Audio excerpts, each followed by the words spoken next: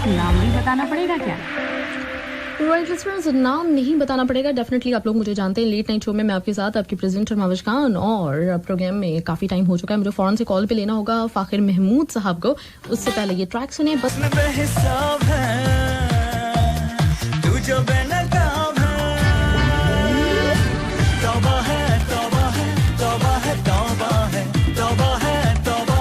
और फ़ाखिर महमूद की आवाज़ में ज़बरदस्त ट्रैक आप सुन रहे हैं। पाकिस्तानी हमारे सिंगर, पॉप सिंगर, कंपोजर और इसके अलावा बहुत कुछ ये करते रहे हैं, करते जा रहे हैं। हम इनसे ही पूछेंगे। हेलो, अस्सलाम वालेकुम। जी हाय, अस्सलाम वालेकुम जी, how are you? I am good. Fakhir कैसे हैं आप? जी thank you, I am very well. आप कैसे हैं? रमजान कैसे जा रहा है आपका? अल्हम्दुलिल्लाह बहुत अच्छे जा रहे हैं रमज़ान। और आप बताएं आपके कैसे जा रहे हैं रमज़ान? मेरे जबरदस्त जा रही हैं जी। वैसे भी लॉकडाउन है, रमजान है, everything is slow, half the country is almost shut for most part. बच्चे घर पे हैं, फैमिली घर पे है। अल्लाह बस किसी आफत से बचाए, सबको सलामत रखे। Everything is going good. Praying for entire country, praying for entire humanity, for all Muslims, non Muslims, everyone. और बच्चों के साथ घर में टाइम स्पेंड करना अच्छा लग रहा है। It's a big change. बच्चों के भी टाइमिंग्स मैंने बिगाड़ दिए हैं। हम सुबह शहरी करके सोते हैं, फिर शाम में उठते हैं, और बस हंसी खुशी गुजर रही है। सो फार सो गुड। जबरदस्त जबरदस्त, ये अच्छी बात है। मतलब कोई भी किसी भी किस्म के हालात हों, आपको पॉजिटिव रहना चाहिए और उसको उसी तरह से स्पेंड करना चाहिए टाइम को। गुड, जबरदस्त। तो फ़ाखिर जी जी, अच्छा रमजान ही की बात हो रही है, थोड़ा सा बस मैं आपसे ये जानना चाहूंगी कि वो जो पहला रोजा रखा था उसकी कुछ मेमोरीज। पहला रोजा जब रखा था 6-7 साल का था मैं, एंड बड़ी अच्छी मेमोरीज थी उस जमाने में। तो अब अंडे, पराठे, कबाब, लस्सी, दही में चीनी डाल के और पता नहीं क्या क्या, ये सब कुछ उस जमाने में समर्स थे। मुझे याद है जब हम बहुत छोटे थे, सर्दियां थी, क्या पता नहीं, गर्मियां थी, तो उसमें वो सब होता था। फिर उसके बाद इफ्तार भी जबरदस्त होती थी, ना कोई वेट गेन करने का खतरा होता था, ना कुछ। दबा के पकोड़े खाओ, समोसे खाओ, पराठे खाओ, रूह अफ़ज़ा दूध में डाल के पियो, सब कुछ करो। आई मीन अब तो यार सोचता रह जाता है आदमी के क्या खाऊं क्या ना खाऊं। दिल सब कुछ करता है लेकिन अब कर नहीं सकते। हाँ, और आपकी बातों से भी अंदाजा हो रहा है, वैसे भी अंदाजा होता है आप काफी डाइट कॉन्शियस हैं। जब भी माशाल्लाह से आपको हम जब से देख रहे हैं वैसे के वैसे, गुड लुकिंग, स्मार्ट, जबरदस्त, ग्रेट। नहीं खैर ऐसे तो नहीं है, लेकिन कभी कभार करना पड़ता है, अपनी फिटनेस के लिए करना पड़ता है। कि अगर आप अनफिट होंगे तो फिर बहुत सारी बीमारियां आपको लग सकती हैं। डायबिटीज लग सकती है, हाइपरटेंशन हो सकती है, कोलेस्ट्रॉल, ब्लड प्रेशर। तो इसलिए बेहतर है ना कि आप एक थोड़ी सी हेल्दी लाइफस्टाइल रखें। अगर कहीं पे बेंच कर भी जाते हैं फिर अगले कुछ दिन थोड़ा सा आप उसको कॉम्पनसेट करें। अगर कभी ज्यादा खा जाते हैं तो कॉम्पनसेट करें। ऐसे मॉडरेशन, रसूलुल्लाह सल्लल्लाहु अलैहि वसल्लम ने कहा है कि हर चीज की नाना रवि अच्छी है। तो बस फिर मजा करने में भी, पार्टी करने में भी, खाने पीने में भी, हर चीज में, दुनियादारी में भी नाना रवि, मॉडरेशन अगर रहेगी तो आप सुखी रहेंगे, अदरवाइज फिर प्रॉब्लम्स हो सकती हैं। जबरदस्त, ग्रेट, बिल्कुल ऐसे ही है। अच्छा, अब आ जाते हैं थोड़े से आपके करियर की जानिब, आपके म्यूजिक की जानिब, उसके बारे में बात करते हैं फ़ाखिर। तो नॉर्मली हमने देखा है कि पाकिस्तान में बड़े बैंड्स थे, मतलब कुछ लेट 80s से जो बैंड्स बनने शुरू हुए थे, फिर उन्होंने धूम मचा दी थी अर्ली 90s, पूरा 90s का टाइम। अच्छा, जब वो बैंड्स ज्यादातर जो टूटे हैं तो हमने देखा कि बस वो आहिस्ता आहिस्ता फिर वो सोलो एल्बम्स आए, लेकिन किसी का भी बहुत ज्यादा पॉपुलर म्यूजिक नहीं हो सका। वो वाहिद बैंड जो आपका था आवाज, उसके जब आप लोग अलग अलग भी आप लोगों ने एल्बम लॉन्च की है तो दोनों की ही एल्बम्स ने आग लगा दी थी। स्पेशली आपके तो जो एल्बम्स आए थे, आतिश, मंतरा, सब तो सोनी है, उसके अलावा जो एक और भी एल्बम था आपका, तो वो सारे सॉन्ग्स, मतलब एक तो बात होती है कोई एल्बम आया उसका 1-2 सॉन्ग्स हिट हो गए, लेकिन आपके जो शुरू के 2 एल्बम्स थे स्पेशली उसके सारे के सारे सॉन्ग्स हिट थे। तो इसके पीछे क्या चीज थी? क्या मतलब टैलेंट तो है ही, लेकिन ये क्या किया था आपने, क्या किया, कैसे ये मैजिक किया था? किस्मत की बात होती है। दुआ अगर दिल से मांगी जाए और अगर कबूल हो जाए, कोई कबूलियत की घड़ी होती है तो चीजें अच्छी हो जाती हैं। लेकिन क्या कहते हैं, beauty lies in the eyes of the holder. तो जो सुनने वाले लोग हैं अगर वो प्यारे हैं तो वो एक आम सी चीज को भी बड़ा खूबसूरत बना देते हैं, उसको कामयाब बना देते हैं। तो कुछ दुआ, ऑब्वियसली ब्लेसिंग अगर अल्लाह की है, और अगर सुनने वाले जो हैं अल्लाह उनके दिल में डाल देता है तो वो फिर पसंद कर लेते हैं। तो ऐसे ही मैकेनिज्म चलता है, अदरवाइज तो एक से एक टैलेंटेड लोग दुनिया में भरे हुए हैं और अक्सर उनका काम जो है वो इतना कामयाब नहीं होता है, लेकिन कभी कभार बिल्कुल हमारे जैसे ऑर्डिनरी आम लोगों का कोई काम भी लोगों के दिलों तक पहुंच जाता है। तो ये it's all Allah is doing, ये अल्लाह के करिश्मे हैं, अल्लाह के कमालात हैं। सही। अच्छा, तो एज अ कीबोर्डिस्ट आप पहले बैंड में थे, तो ये कब ख्याल आया कि मैं वोकलिस्ट के तौर पे भी और बाकी जो चीजें हैं ऑल इन वन करके वो सारा अपना लेकर आऊं सोलो एल्बम? आवाज में भी मैंने काफी सारे गाने गाए थे, बल्कि शायद आवाज के टूटने की वजह भी ये थी कि मुझे पूरा गाने का शायद मौका नहीं मिल रहा था उसमें, क्योंकि धुनें तो 90-95% मैं ही बनाया करता था, लेकिन गाने का मौका मुझे कम मिल रहा था। तो शायद ये भी उनमें से एक वजह थी कि शायद बैंड डिसबैंड हुआ हो। लेकिन गाने का मुझे शौक था, लेकिन जब मैं सोलो हुआ तो फिर तो रच के फिर मैंने शौक पूरा किया। फिर मैंने गाने 1 एल्बम, 2 एल्बम, 3 एल्बम, फिर मैंने एल्बम्स काफी सारे बनाए। एंड अभी भी एज वी स्पीक, अभी भी मैं अपने स्टूडियो में कुछ काम कर रहा था और एक गाना बना रहा हूँ। अगर ये अल्लाह करे कोरोना की वबा साइड पे हो जाए और नुकसान ना पहुंचे, स्पेशली पाकिस्तान को, पाकिस्तानियों को नुकसान ना पहुंचे, अगर ये ईद थोड़ी अच्छी चली गई और अल्लाह के हुक्म से अगर डेथ टोल ना बढ़ा हमारा और कंट्रोल में आ गई, तो फिर मैं एक मजे का गाना जो मैंने अपने बच्चों के साथ कंपोज किया मिलके, तो वो इंशाल्लाह उसको भी रिलीज करेंगे। हाँ, इंशाल्लाह जरूर। और इंशाल्लाह ताला जल्द से जल्द। जब बच्चों के साथ किया तो बच्चों के अंदर भी म्यूजिक का सेंस मौजूद है? बहुत ज्यादा, बल्कि मेरी बेटी she is 10 and my son is 6.5। दोनों वो धुने बनाते हैं, बहुत अच्छा गाते हैं। बल्कि मेरा गाना था इंडिया जा जा कश्मीर से निकल जा, उस गाने में भी जो बच्चे का पार्ट है वो मेरी बेटी ने गाया था। वो 6 साल की थी इस वक्त, तो वो छीन ले आंखें मुझसे ख्वाब तू कैसे छीनेगा, ये वाली लाइन वो गाती थी इसमें। तो बच्चों में क्योंकि मेरी वाइफ को बिल्कुल म्यूजिक का कुछ नहीं पता, ना गाना उनको आता है ना कुछ, तो ये म्यूजिकल जीन्स मेरी लगता है दोनों बच्चों में चली गई हैं और जबरदस्त गई हैं माशाल्लाह। अल्लाह इनको सलामत रखे। दोनों बहुत टैलेंटेड हैं बच्चे और सीखते नहीं हैं, सिखाने की कोशिश करें भी, लेकिन बहुत जल्दी कर लेते हैं और दे आर प्रीटी गुड माशाल्लाह। मुझे लगता है कि अल्लाह खैर रखे, आगे इंशाल्लाह टैलेंट अच्छा है दोनों में। जबरदस्त, ग्रेट। ये तो बड़ी अच्छी बात है, तो फिर हमें सुनने को मिलेंगी वो भी इंशाल्लाह ताला। अच्छा, अभी आपने एक सॉन्ग का जिसका जिक्र किया, उससे मेरे जहन में आया कि आपका सॉन्ग आया था जब आप आवाज के साथ थे, जवां या जवां। उसके बाद आपका जो पहला नंबर था, जो आपने सोलो जब अपना करियर शुरू किया है, उसके बाद आपने पहला सॉन्ग लॉन्च किया था तेरे बिना दिल ना लगे, जो कि ऐसे ही कौमी नगमा था हमारा।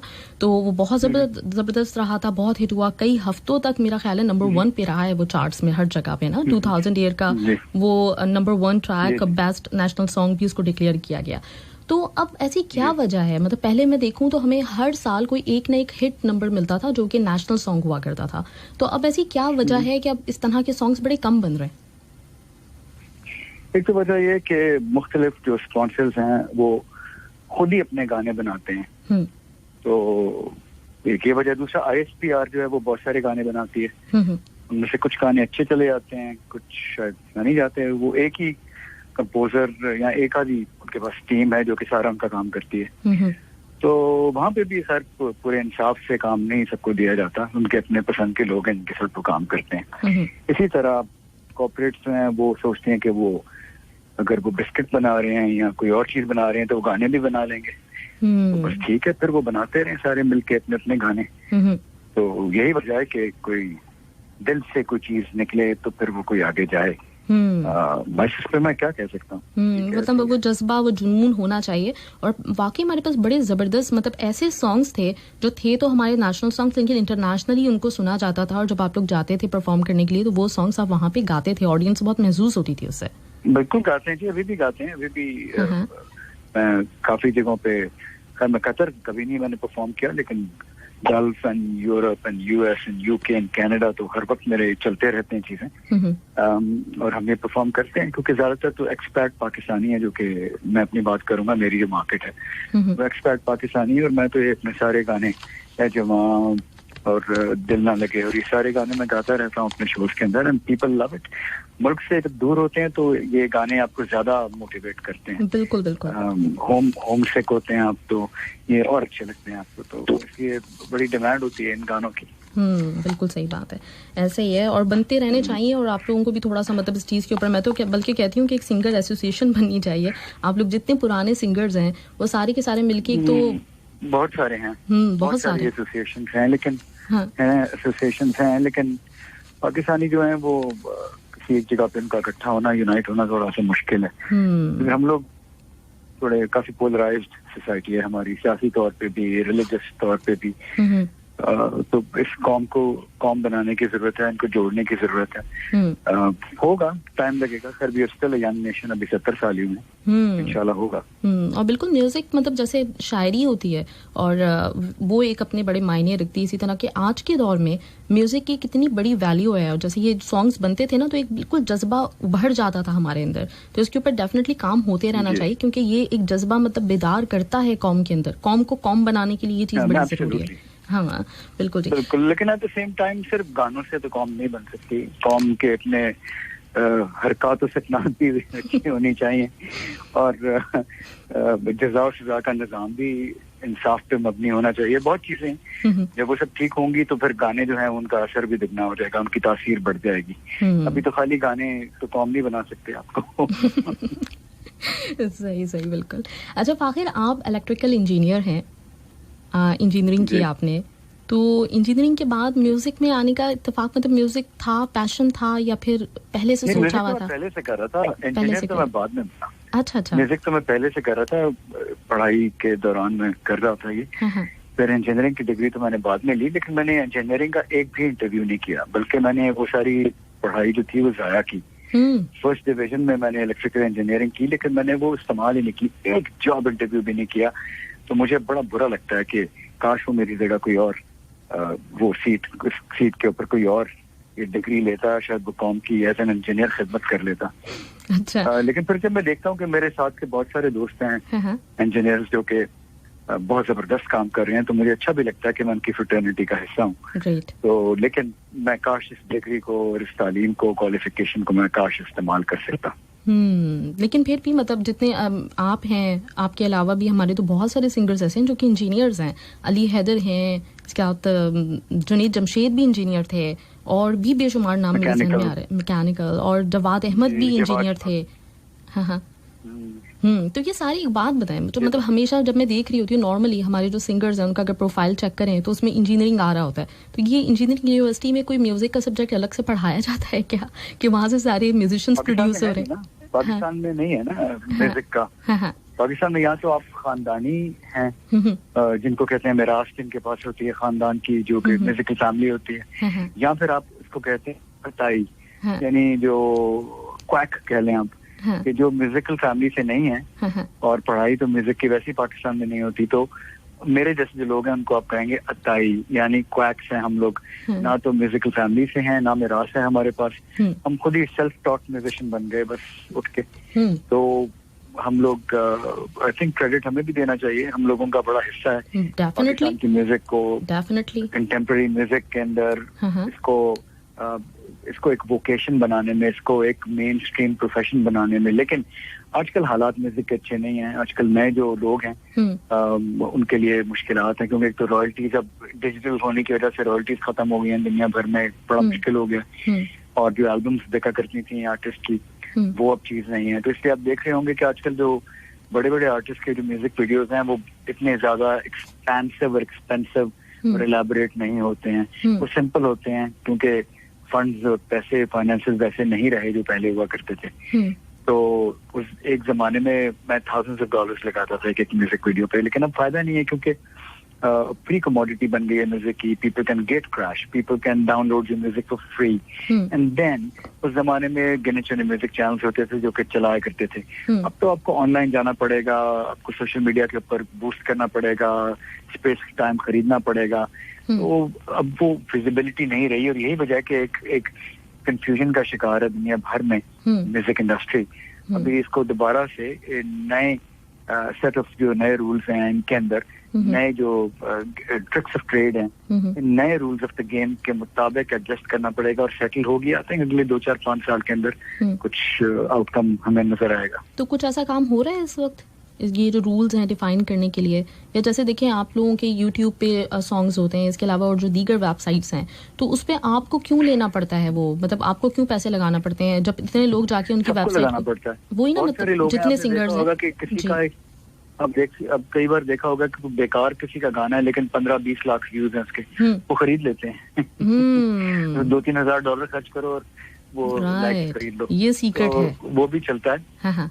मेरा ख्याल है, मैंने तो फिर कभी नहीं खरीदा, इसलिए मेरे तो इतने लाख अभी तक पहुंचे ही नहीं। लेकिन मैंने अपने तक क्लेम भी नहीं किए, मेरे मुख्तलिफ लोगों ने अपलोड किए हैं। एक दिन मैं जब आराम से टाइम लगाऊंगा, हफ्ता 10 दिन सबको नोटिस भिजवाऊंगा, स्ट्राइक ऑफ करवाऊंगा और फिर अपना यूट्यूब चैनल के ऊपर अपने गाने लेके आऊंगा। नहीं, आपको करना चाहिए, चूंकि इन द पास्ट हुए कॉन्ट्रैक्ट हमारे मुख्तलिफ लोगों से थे। कहीं पे इंडिया में टी सीरीज से था, इंग्लैंड में ओरिएंटल स्टार से था, पाकिस्तान में किसी और से था, तो वो कंफ्यूजन भी बहुत ज्यादा होते हैं टेरिटरीज के। लेकिन ऐसा सब ये आयरन आउट हो जाएंगे और आइंदा जो नया म्यूजिक है वो म्यूजिक चूंकि किसी रिकॉर्ड लेबल के जरिए नहीं आएगा, इसलिए उसके ऊपर फिर आपकी पूरी वो सोल अथॉरिटी होगी, तो फिर ज्यादा आसान हो जाएंगे यूट्यूब चैनल्स वगैरह नए कंटेंट के लिए। बिल्कुल होना चाहिए, क्योंकि आप लोग मतलब आप अभी कह रहे हैं आपके गाने और जो 90s का दौर था हमारा, स्पेशली आपका है, स्ट्रिंग्स है, इसके अलावा वाइटल साइंस है, ये हमारे लिए प्राइड है आज तक। और आज तक इनके गाने मतलब इनको कोई बीट नहीं कर सकता इस म्यूजिक को। आज देखिए मतलब इंडस्ट्री में पॉप आपको नजर नहीं आता, और इवन हम अपनी पॉप इंडस्ट्री को तो छोड़ें, आप इंडिया की भी बात करें तो वो लोग रिमिक्सेस पर हैं, रीमेक्स पर हैं, और रीजन आई थिंक यही होगा कि एल्बम्स और सीडीज का दौर चूंकि नहीं रहा है, तो उनको जब फायदा नहीं होता तो फिर कोई भी क्यों अपने पैसे लगाएगा। तो इसके ऊपर लाजमी काम करना चाहिए और होना चाहिए। एब्सोल्युटली। लेकिन इंडिया की प्रोडक्शन लेवल बहुत जबरदस्त है इंडिया का, और चूंकि वहाँ पे एक ही तरह का पिछले 100 साल के अंदर कोई पॉलिसीज में तब्दीली नहीं हुई। वो हमेशा वो लोग इनकरेज करते हैं म्यूजिक को, आर्ट्स को, ड्रामा, डांसिंग, सब चीजें, फिल्म को, तो इसलिए उनके पास म्यूजिक जो है वो भी तरक्की करता गया है। हमारे यहाँ पे कंप्लीट पैराडाइम शिफ्ट हो जाती है, कभी हमारी आइडियोलॉजी बहुत ज्यादा इस्लामिक करते हैं, कभी फिर यू टर्न कर लेते हैं, कभी एनलाइटन मॉडरेशन हो जाती है। तो बहुत सारी वजूहात हैं कि हमारे पास यहाँ पे कोई एक यकसानियत जो है ना पॉलिसीज के अंदर, वो एक डायरेक्शन नहीं रही, कभी चेंज हो जाती है, कभी कोई इधर कर देता है, कभी कोई उधर कर देता है। तो इसलिए ये भी एक वजह है। और उसके बावजूद इन हालात और सप्रेशन के और रिप्रेशन के बावजूद पाकिस्तानी म्यूजिशियंस ने और आर्टिस्ट ने बड़ा कमाल काम किया है। लेकिन जब एक डायरेक्शन बन जाएगी और एक सॉलिड हम लोगों की एक आइडियोलॉजी सेट हो जाएगी वीजा वीज कल्चर एंड आर्ट्स, तो उसके बाद फिर पाकिस्तान का जो आर्ट्स एंड म्यूजिक सब चीजें हैं वो ज्यादा जबरदस्त तरीके से टेक ऑफ करेंगे इंशाल्लाह बिल्कुल। और उस वक्त का इंतजार है बड़ी शिद्दत से, क्योंकि मैं तो बहुत ज्यादा फैन रही हूँ पॉप सिंगर्स की, पॉप जितने भी सॉन्ग्स आते थे, तो इसलिए हमेशा मतलब ये कमी फील होती है शदीद तरीके से कि ये होना चाहिए दोबारा। अच्छा, अब ये तो हम एल्बम्स की बात कर रहे हैं और इसका सारा जो ये कॉपीराइट्स वगैरह का इशू है। एक चीज और जो बड़ी मिसिंग है फाखिर, वो है कॉन्सर्ट्स। कि कॉन्सर्ट्स पहले हुआ करते थे और पाकिस्तान में हर जगह हर शहर में हो रहे होते थे, स्पेशली जो ओकेजन्स होते थे हमारे ईद बकरा ईद, उस पर तो लाजमी हर जगह कॉन्सर्ट्स हो रहे होते थे। तो वो सिलसिला भी रुका हुआ है। अभी पिछले दिनों तो हालात ठीक नहीं थे, लेकिन अब ये है कि हालात माशाल्लाह से बेहतर हुए हैं, कुछ उस तरह के प्रॉब्लम्स नहीं है। तो अब ये दोबारा सिलसिला शुरू होना चाहिए या इसके ऊपर काम हो रहा है? जी, कॉन्सर्ट्स तो टिकटेड शोज होते हैं, वो तो पहले काफी अर्से पहले रुक गए थे। जब ये लाल मस्जिद वाला इंसिडेंट हुआ था 2007 में, उसके बाद लॉ एंड ऑर्डर सिचुएशन कुछ साल बहुत खराब रही थी, 7-8 साल, फिर उसके बाद ठीक होनी शुरू हुई। लेकिन टिकटेड शोज का रिवाज वैसे ही खत्म हो गया था। डिफरेंट कॉर्पोरेट्स हैं वो अपने क्लाइंट्स के लिए, डिफरेंट क्लब्स हैं वो अपने मेंबर्स के लिए, ये लोग अपनी चीजें करते रहते हैं क्लाइंट्स के लिए, अपनी फैमिलीज के लिए, मुख्तलिफ कंपनीज। तो वो चीजें, वो शोज हम सब, हमारी लाइफ लाइन है, वो चलते रहते हैं शोज। और अब फौज जो है, पाकिस्तान आर्मी, पाकिस्तान एयरफोर्स में भी इनके शोज होते हैं कैंटोनमेंट्स में इधर उधर, और ये लोग अच्छे इवेंट्स करते हैं। तो पूरे Pakistan is a huge country, 22-23 crore का मुल्क है, तो मार्केट काफी बड़ी है और आर्टिस्ट में बिजी रहते हैं, पूरे पाकिस्तान में घूमते हैं, शोज करते हैं, चीजें चलती हैं, स्कूल्स करवाते हैं शोज, कॉलेजेस होते हैं, बहुत काम चलता रहता है। टिकटेड शोज आप सही कह रही हैं, वो अब रिवाज खत्म हो गया। होना चाहिए ना, मतलब वो मिस तो करते हैं। जी, 2006-2007 के ऑनवर्ड्स हालात इतने अच्छे नहीं थे लॉ एंड ऑर्डर के, तो 6-8 साल गड़बड़ थी। फिर उसके बाद जब हालात बेहतर होने शुरू हुए तो दोबारा काफी कुछ खुल गया था, शुरू हो गया था माशाल्लाह। अब ये कोविड-19 की वजह से तो दुनिया भर में ही सब कुछ बंद हो गया। मुझे लग रहा है कि अगले 7-8 महीने 1 साल तक तो कुछ भी नहीं होगा। सही चलें जी, गुड। अच्छा, इसके पाकिस्तान में तो आपने बेतहाशा काम किया और पाकिस्तान में तो मतलब एक है, आपको जाना जाता है शुरू से ही 90s से आपका म्यूजिक बहुत हिट रहा है, लेकिन आपने इंडिया में भी काम किया। ना सिर्फ ये कि काम किया है, आपने वहाँ पे अवार्ड्स भी लिए हैं। सुनिधि चौहान के साथ काम किया, सुखबीर के साथ काम किया और वहाँ पे बड़ा आपको मतलब पसंद किया गया। तो वो वाला एक्सपीरियंस कैसा रहा आपका? जी, मैंने सुखबीर के साथ तो खैर काम नहीं किया। अच्छा। जी, मैंने और कुछ सॉन्ग के साथ किया, वहाँ पे अवार्ड से मिले, मैंने कुछ शोज भी किए हैं वहाँ पे। पब्लिक अच्छी होती है यार, वहाँ के लोग भी बहुत अच्छे हैं। इंडिया के जो लोग हैं उन्होंने बड़ा अच्छा, जब भी मैं गया हूँ, ज्यादा तो नहीं गया, जब भी गया तो उन्होंने बड़ा ख्याल किया मेरा, बड़ा अच्छा मुझे उन्होंने मेरा क्या कहते हैं, what's the word for that, क्या कहते हैं, हॉस्पिटैलिटी बड़ी अच्छी थी सब। फिर उसके बाद अनफॉर्चुनेटली हमारे दोनों कंट्रीज के हालात खराब हो गए, तो फिर मैंने जाना बंद किया वहाँ पे। लेकिन अच्छा मजा आया। They very professional music and arts के लिहाज से उनका इंफ्रास्ट्रक्चर जो है बड़ा मजबूत है और काफी सालों से बना हुआ है। हमारे यहाँ पे बनता बिगड़ता रहता है, कभी सिनेमाज जो थिएटर्स हैं वो गिरा के प्लाजे बन जाते हैं, फिर दोबारा इंकरेजमेंट मिलती है, फिर फिल्में लगती हैं, फिर कल्चर डेवलप होता है, फिर दोबारा कुछ ना कुछ हो जाता है। तो जब तक ये इस पूरे रीजन के अंदर पॉलिटिकल हार्मनी नहीं आएगी, तब तक ओवरऑल इस रीजन के 150-200 करोड़ लोग जो हैं उनकी जिंदगियां जो है हाईजैक रहेंगी। इसलिए इट्स वेरी इंपॉर्टेंट कि इन पूरे रीजन के जो रूलर्स हैं उन सबको बताया जाए, इन सब के एस्टेब्लिशमेंट्स को बताया जाए कि भाई इंसानों को इकट्ठा करो, उनको डिवाइड नहीं करो। चलें, उम्मीद कर सकते हैं अल्लाह करे आगे अच्छा हो, क्योंकि इतना बड़ा रीजन है, it's a huge market. Pakistan, India, Bangladesh and rest of SAARC, ये इतना खूबसूरत हमारा रीजन है, सब कॉन्टिनेंट। इसको इकट्ठे होना चाहिए। इसके लोगों को अब पॉलिटिकली और रिलीजियसली रखने के लिए डिवाइड जो किया हुआ है दुनिया भर के लोगों ने, वो उसको अब हमें चाहिए कि we should call them out और हमें कंडेम करना चाहिए। पाकिस्तान तो खैर काफी पीस इनिशिएटिव्स ले रहा है माशाल्लाह। हमारी गवर्नमेंट पीस इनिशिएटिव्स ले रही है। आई होप के दूसरे जो लोग हैं वो भी इसका फिर रेसिप्रोकेट करें इसको। इंशाल्लाह बिल्कुल। और आपके इंडिया में कुछ सॉन्ग्स कॉपी भी किए गए ना, उनकी मूवी वगैरह में लिए गए हैं। आई थिंक मरजामा था या जी, एक दो गाने हुए थे। एक मरजामा हुआ था मेरा गाना, एक जाने कौन थी हसीना हुआ था। तो हाँ, ये चीजें चलती रहती हैं बस, ऐसे ही है। अच्छा, इससे क्या होता है जब भी कभी कोई दुनिया में होता रहता है? हाँ, अच्छा, जब भी कोई सॉन्ग आपका कहीं पे कॉपी किया जाता है तो उससे क्या होता है? खुशी होती है या फिर दुख होता है कि कॉपीराइट्स का इशू है तो नहीं करना चाहिए ऐसा? बस मिक्स्ड फीलिंग होती है, खुशी तो नहीं होती। ज़ाहिर है परमिशन आपकी चोरी है, ये तो परमिशन लिए बगैर अगर कोई करे तो चोरी है। अभी चंद रोज पहले वो जो हैं एक क्या नाम है इनका, एक बड़े अच्छे सिंगर हैं, पंजाबी गाने बनाते हैं, बिलाल सईद। जी, बिलाल सईद। उन्होंने कुछ दिन पहले मुझे कॉल किया कि मेरी एक हमद है अल्लाहू, काफी साल पहले मैंने बनाई थी, अल्लाहू अल्लाहू। तो वो कह रहे थे कि उन्होंने भी एक हम बनाई और कहते हैं इसके अंदर एक पार्ट है जो कि मेरी अल्लाहू का पार्ट है। कहते हैं वो मैंने कंपोज किया, इसमें आपके अल्लाहू का एक पार्ट है जो कि अच्छा लग रहा है, क्या मैं यूज कर लूं या चेंज कर लूं? मैंने कहा आपने मेरे से स्पेशल फोन करके परमिशन ले रहे हो तो आप चेंज ना करो, आप उसको इस्तेमाल करो, मैं आपको अलाउ करता हूँ। I give you permission to use my composition, little bit of that composition in your हमद, क्योंकि अगर उससे आपकी हम खूबसूरत होती है तो ये तो सदका जारिया है, तो अच्छी बात है। अगर मेरी एक धुन से आपकी हमको कोई अच्छी बनती है, अच्छी लगती है, सुनने में अगर खूबसूरत हो जाती है, तो इससे अच्छी बात क्या होगी? तो बहुत मैंने उनको अलाउ किया क्योंकि उनका तरीका अच्छा था, उन्होंने मुझसे परमिशन ली स्पेशली। अब लोग आपको कॉपी कर लेते हैं और फिर उसके बाद आगे से चोरी और सीनाजोरी करते हैं, तो ये अच्छा नहीं लगता। लेकिन बहरहाल ठीक है, म्यूजिक है, अगर कोई कर रहा है तो कर ले, क्या कह सकते हैं। हाँ, मतलब ये तो है ना कि आपके फुटप्रिंट्स पे चलकर कोई दूसरा कर रहा है, लेकिन ये है कि डेफिनेटली परमिशन ले लेनी चाहिए। और जैसे आपने इतना बड़ा दिल दिखाया, परमिशन दी। हाँ, परमिशन में आपका, मैंने किसी को चार्ज तो नहीं कर रहा हूँ, मैंने उसके किसी ने प्यार से रिक्वेस्ट की, मैंने उसको मान लिया। बिल्कुल कर्टेसी होती है। और आर्टिस्ट तो वैसे ही जहरीले और वेनमस नहीं होते, वो तो प्यार के भूखे होते हैं। तो इसमें कोई there is nothing wrong with that. हम लोग तो एक आदाब और कर्टसी और ये जो अच्छी चीजें हैं, अच्छी रिवायात हैं, ये हम तो चाह रहे हैं पूरी सोसाइटी में फैलें, लोग काम हो जाएं।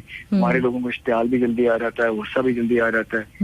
अब सोशल मीडिया के ऊपर तो बदतमीजी की वैसे ही सबको लाइसेंस मिल चुकी है। सीरियसली तो मुझे तो अच्छा नहीं लगता। मैं चाहता हूँ कि दुनिया जो है वो खुशगवार हो, प्लेजेंट हो, लोग कर्टियस हों एक दूसरे के साथ।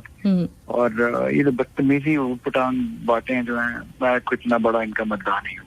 बिल्कुल भी नहीं होना चाहिए और ये बड़ा ख्याल करना चाहिए। आप सब लोग हमारे लिए एक इतनी वैल्यू रखते हैं, आपने हमारे मुल्क का पूरी दुनिया में नाम रोशन किया है, तो असासा है आप हमारा, तो डेफिनेटली ये चीज़ें होनी नहीं चाहिए। अच्छा, एक चीज़ और जो मैं कहना चाह रही थी आपसे कि अभी ये जो इंडिया के म्यूज़िक की बात हुई, ये सब कुछ, अच्छा ओएसटीज़ जो हमारी 90s के जो ड्रामे चलते थे उस वक्त ओएसटीज़ का इतना हमारे यहाँ रुझान नहीं था, लेकिन मुझे अच्छी तरह से याद है काफ़ी सारे ड्रामों ने आपके जो गाने हैं उनको एज ए ओएसटी यूज़ किया उस ज़माने में। तो अभी भी कुछ ओएसटीज के ऊपर आप काम कर रहे हैं? ओएसटीज तो मैं बनाता रहता हूँ एवरी नाउ एंड देन, जब कोई अच्छा लगे, कोई कॉन्सेप्ट और मेरे पास काम आ जाए कोई, तो मैं जब कोई अच्छा लगता है तो मैं बनाता हूँ। मैंने काफी सारे बनाए हैं पिछले कुछ सालों में। लेकिन मैं वो क्या कहते हैं उसको, कौन क्या होता है वो, मैं एक यूट्यूब चैनल के ऊपर ये सारे डालूंगा, कंपाइल करूंगा, ताकि हाँ बिल्कुल आप अपना चैनल बनाएं और हमें बिल्कुल बताएं।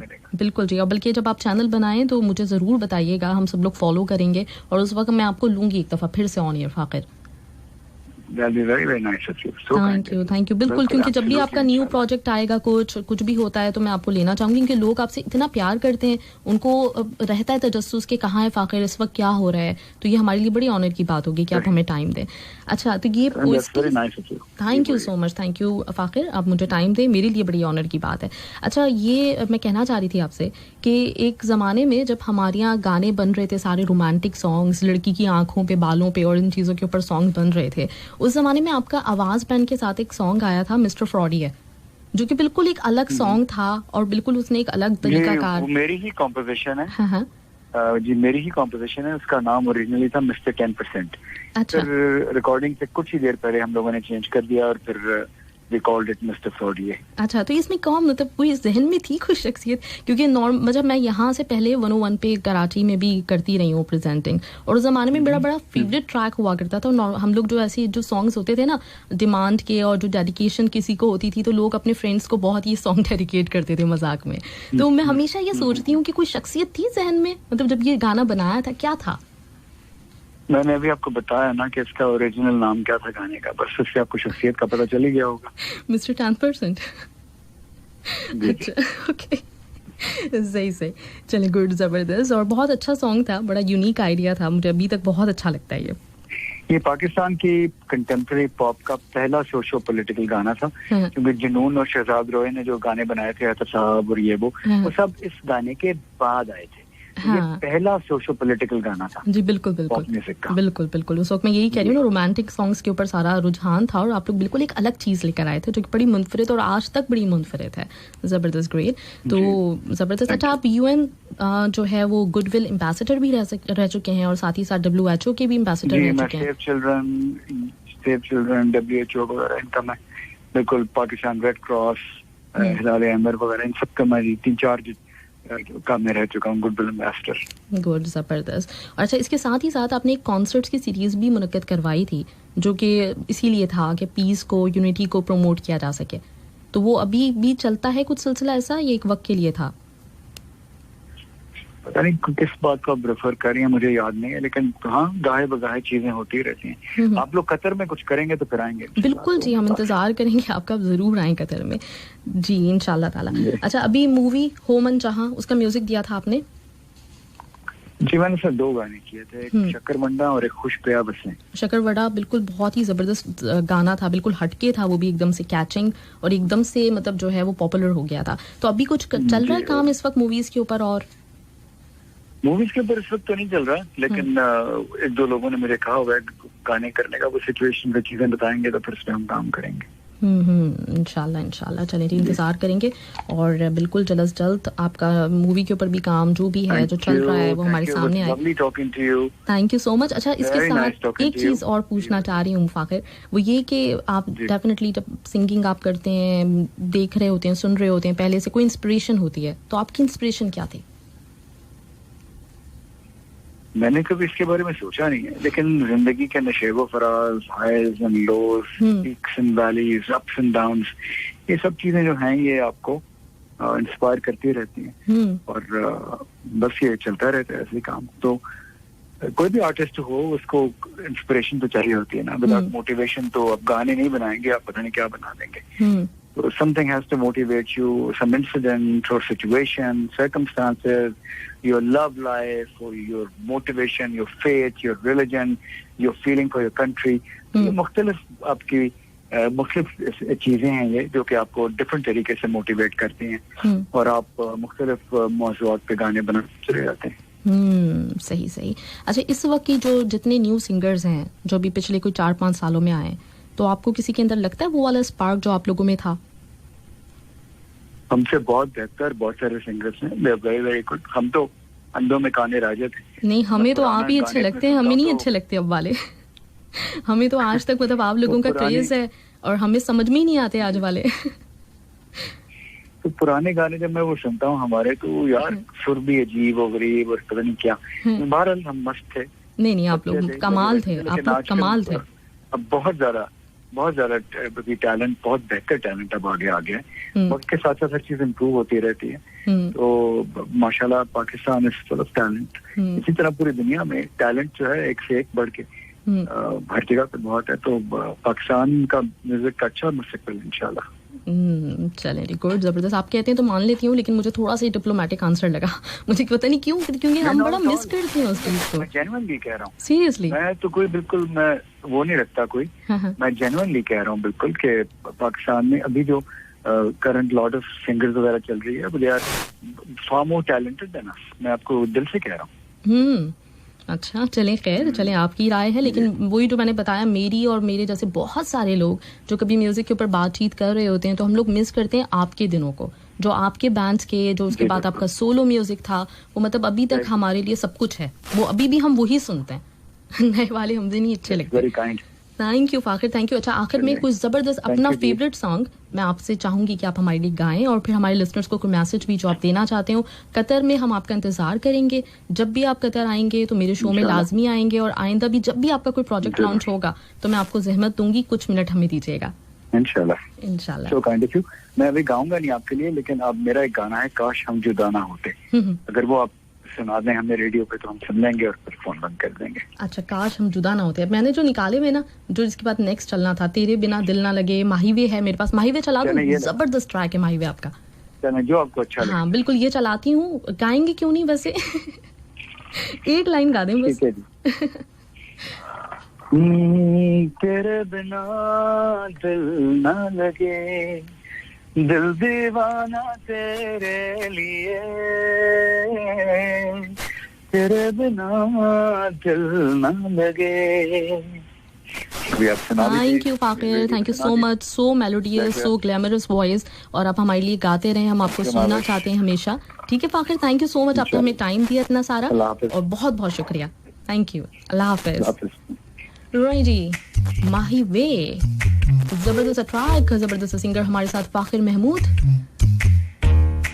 और ये वो गाना था जब ये आया था ना, तो बस हर जगह यही ये था।